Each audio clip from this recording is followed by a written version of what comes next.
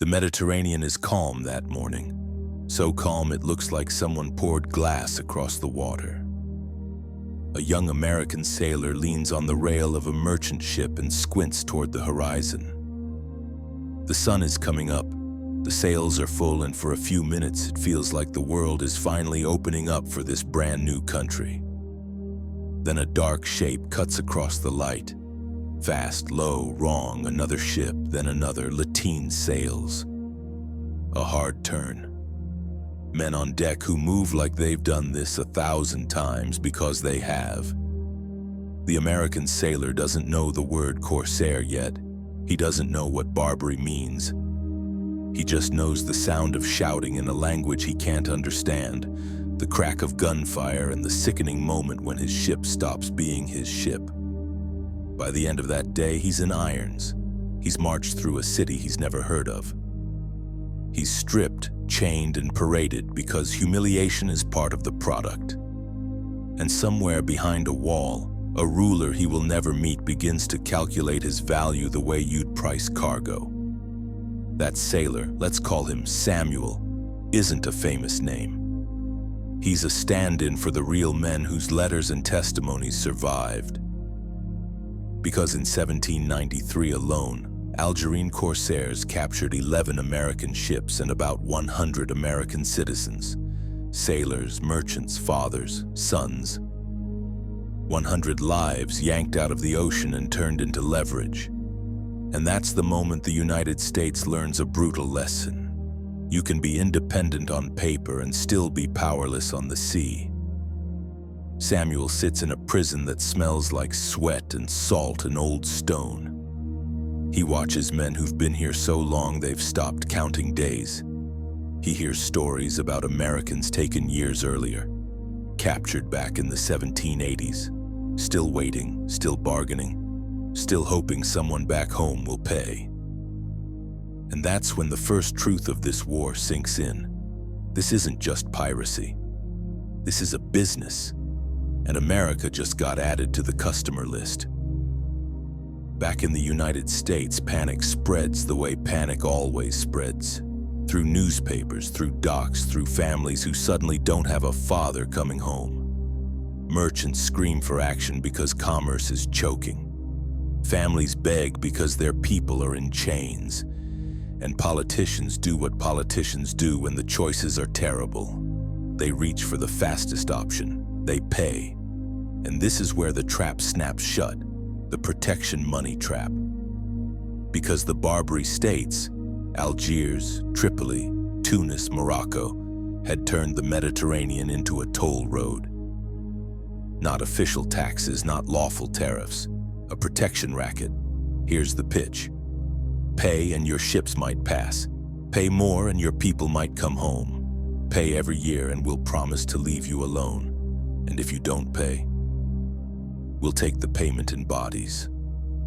So the United States starts writing checks it can barely afford. In 1795, a peace treaty with Algiers is signed, and the price is staggering. $642,500 up front in hard money, plus an ongoing yearly tribute valued at $21,600 in shipbuilding supplies and ammunition. That's not a fee.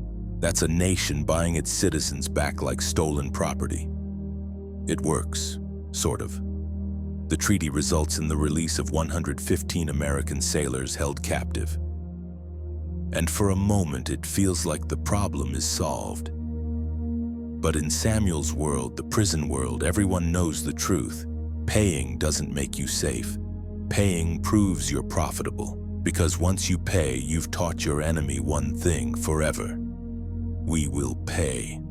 And that turns you into the best target on the sea. By the 1790s, those payments start swelling into something that looks insane even on paper.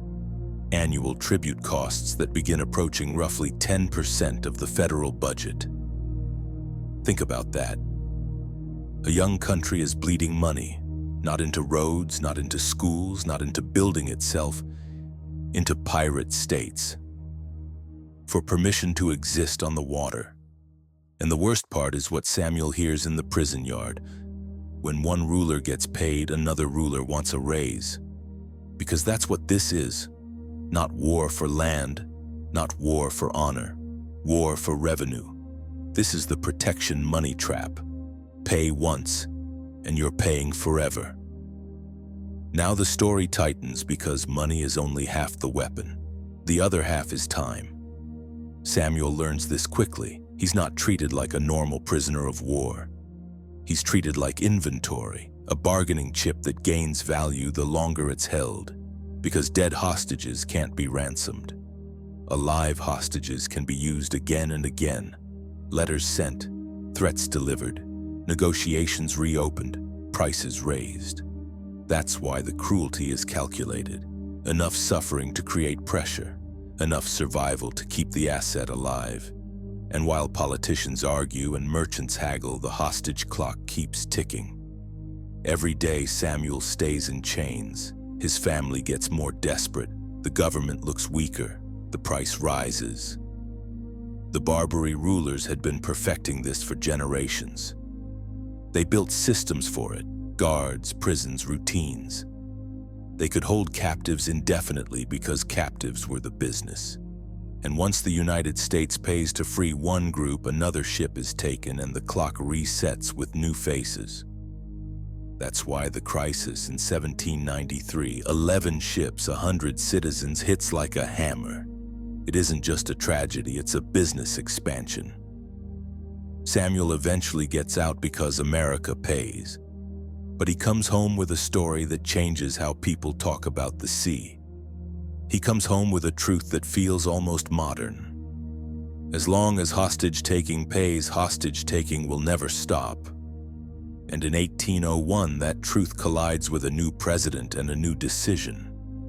Because one of the Barbary rulers decides the United States hasn't paid enough. Tripoli demands more tribute, more money, more gifts, more humiliation. And in May 1801, on May 14th, according to multiple accounts, Tripoli signals war in the most Barbary way possible. They cut down the flagstaff at the American consulate. No formal declaration, no wax seal, just a flagpole hitting the ground like a gavel. Translation: pay or bleed. And this is the moment America finally understands something Samuel learned in chains. If you keep paying, the hostage clock never ends. So the United States makes a choice that feels reckless for a young nation. It stops paying, and it sends ships instead. Now the story changes shape because the United States expects, at least at first, that war will look like war.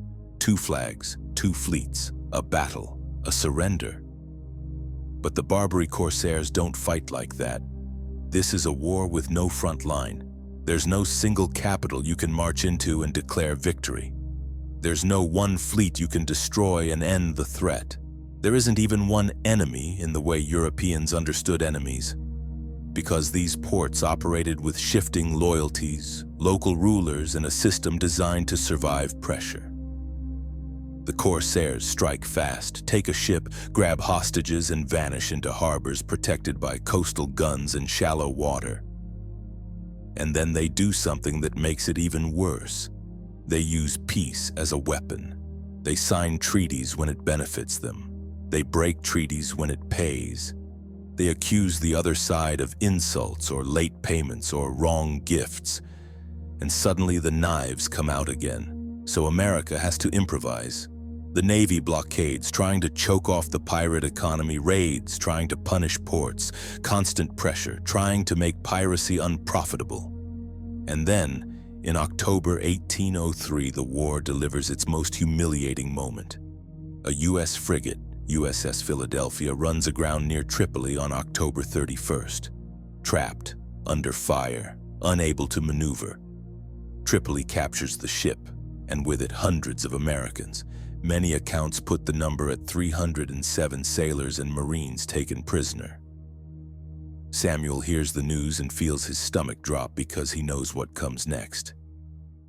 The hostage clock just got reset with an entire crew. Tripoli doesn't just want ransom. Tripoli wants to refit that ship and turn it against the United States because humiliation is a message, and messages travel faster than cannonballs. And America realizes something terrifying. If that captured frigate is used against them, the whole war can tilt. So a young naval officer is sent with an order that sounds like madness. Go into the enemy's harbor, find the captured Philadelphia, and burn it in place. On February 16, 1804, under cover of night, a small American team slips into Tripoli harbor. They board the captured Philadelphia, they set it on fire, they escape, under gunfire, under chaos, under the kind of odds that make stories last 200 years. The flames climb. The ship becomes a torch in the enemy's own harbor. Even Europe takes notice. There's a famous line often attributed to Britain's Horatio Nelson, calling it the most bold and daring act of the age. Historians still debate exactly how the quote traveled, but the reaction was real either way. America wasn't playing defense anymore. America was willing to walk into the lion's den and set the den on fire. And that changes the war because the Barbary system depends on one belief: that you will always choose payment over pain, that you will always bargain, that you will always blink. But now, after the burning of Philadelphia, Tripoli has to face a new possibility. This enemy might not blink. And that's how you fight a war with no front line, not with one big battle, but with relentless pressure, constant disruption, and psychological dominance, making the business model collapse from the inside. By 1804, the blockade and raids are hurting Tripoli, but the war still drags. Hostages remain trapped. Negotiations remain slippery. Tripoli keeps stalling, hoping America will eventually do what everyone else does: pay. And then someone inside the American effort proposes an idea so insane it sounds like fiction. If the sea isn't ending this fast enough, bring the war to land. Here's the twist inside the twist. Tripoli's ruler had taken power from his older brother who lived in exile. So the plan becomes a knife aimed at the heart of the regime. Find the exiled brother, build a force, any force. March across the desert, take a city, threaten Tripoli from the land while the Navy squeezes from the sea. It's not a traditional invasion. It's a pressure point, a message, a gamble. In early 1805, that force forms, ragtag, uneasy, stitched together from mercenaries, local fighters, and a tiny handful of U.S. Marines. They leave Egypt and march west, hundreds of miles across the Libyan desert. No real supply line, money problems, food problems, water problems. Mutiny always one argument away. It takes roughly 2 months, and then on April 27, 1805, they reach Derna, a fortified coastal city, defended, armed. And the attackers are exhausted. But the Navy is waiting offshore, so the attack comes from both directions. Naval guns from the sea, a desperate charge from the sand, and somehow, against the kind of odds that usually end in mass graves, Derna falls. The American flag rises over a captured position on foreign soil. And if you want to know why the Marine Corps still sings to the shores of Tripoli, this is what they're pointing at. Not a metaphor, a real shore, a real fight, a real moment when a young nation showed it could strike from anywhere, even across a desert. This is the desert march that shocked the world because it shattered the last comfort Tripoli had. The belief that America would never commit.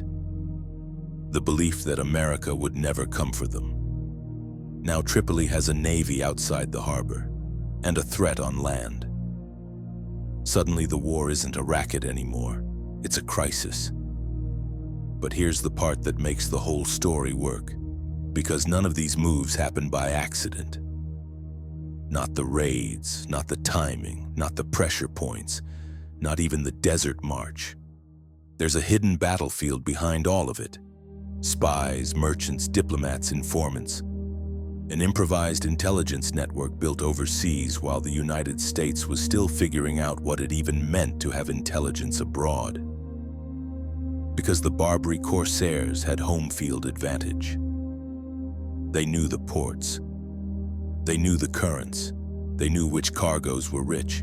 They had eyes on the docks and ears in the markets. The Americans, at first they were blind, so they build a network out of necessity. Consuls in Mediterranean cities start paying for whispers. Merchants trade information the way they trade goods. Former captives, men who survived the prisons, become invaluable because they understand the system from the inside.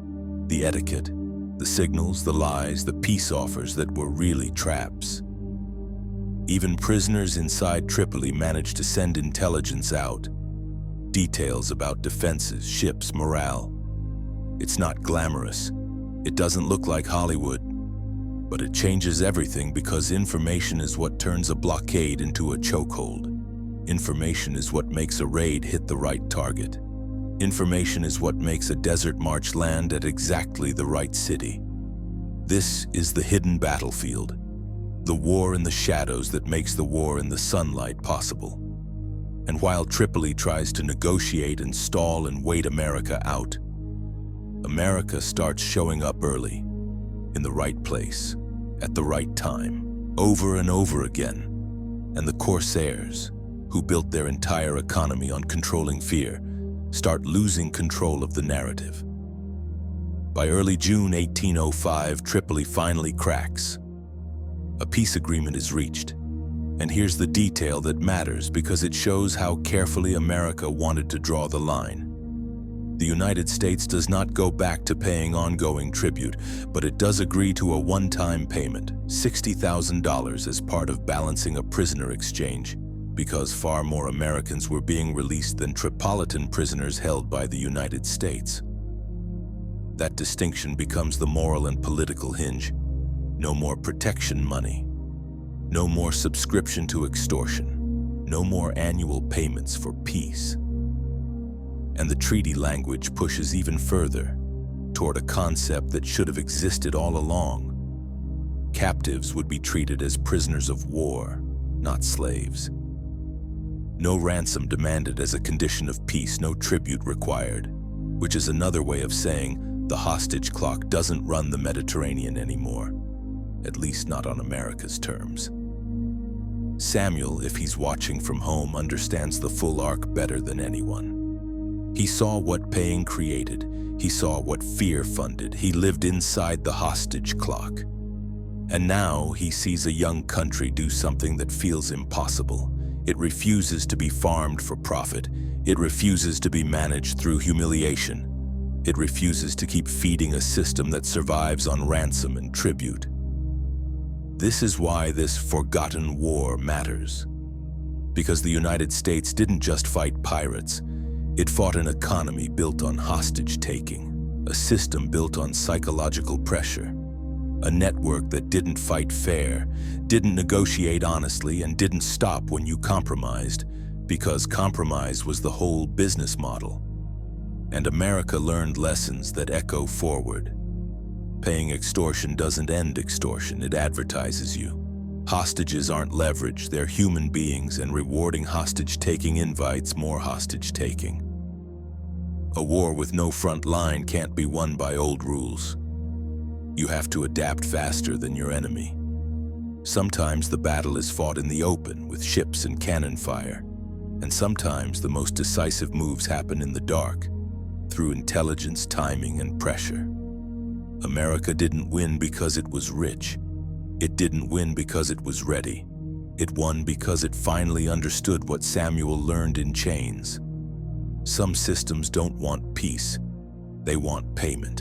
And the only way out of that trap is to stop paying and change the rules.